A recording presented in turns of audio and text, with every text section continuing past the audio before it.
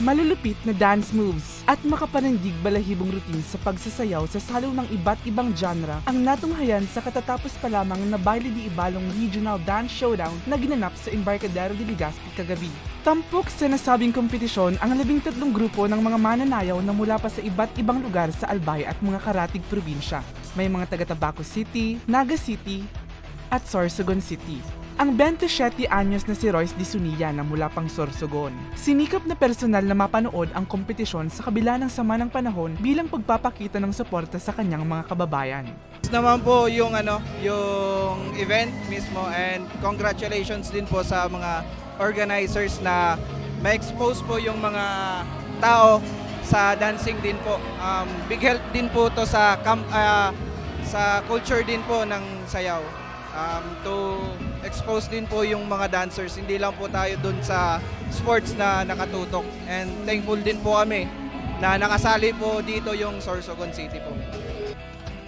Ayon sa event chairperson na si Lorenza Lopez Cadag, ito ang kauna-unahang pagkakataon na nagkaroon muli ng dance competition sa Ibalong Festival matapos ang mahigit kumulang 20 taon. Anya, ito ay naging posible dahil sa suportang ibinigay ni Legazpi City Mayor Hisham Ismail. I'm so happy and we are very lucky na very supportive si Mayor Hisham Ismail. Then yan, eto na siya. And we are looking forward for a yearly event. So this event, it's open for not only one style but open to all genre. Naimbitahan rin ang ilang kilalang dancers na sina Teacher Cookie, Carlos Serrano III at Tricia Martin bilang mga hurado. Talagang kumuha parang yung certification and hindi mo talaga mababasta-basta yung mga credentials nila eh. Talagang we choose judges na talagang hindi mo lahat ng participants masasabing legit yung judges nila, and no question sa kinuha nating judges. Itinanghal na second runner-up ang Rinconadans na mula Iriga City na nag-uwi ng 10,000 pesos. First runner-up naman ang Muñeca na mula Naga City na nag-uwi ng 20,000 pesos. At champion naman ang Soul and Ties na mula pang Sorsogon City na nag-uwi ng 35,000 pesos.